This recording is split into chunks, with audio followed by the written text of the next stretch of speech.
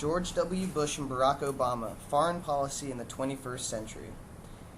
George W. Bush and Barack Obama have been the first two American presidents to lead the United States in foreign policy in the 21st century. Both men come from very different backgrounds and walks of life, perhaps causing their rigid contrast in how they view America's role in foreign policy.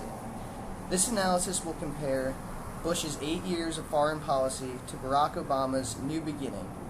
We will start by comparing the two men on an individual level of analysis, then move on to their foreign policy decisions.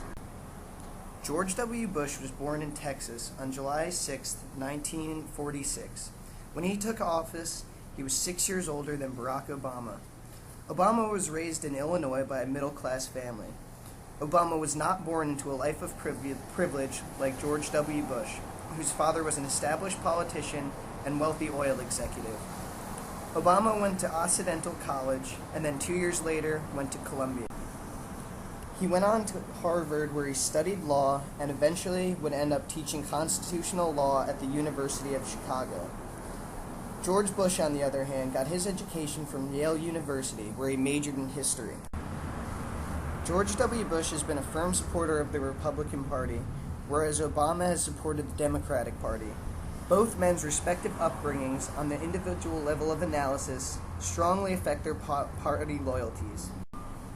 Next, I compared Obama and Bush on the elongated single axis.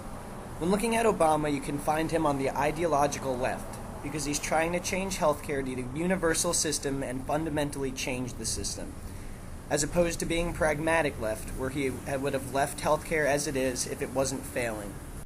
Former President Bush, on the other hand, can be found at the ideological right of the spectrum. The best example of this is President Bush trying to put a constitutional ban on gay marriage and define marriage between strictly a man and a woman.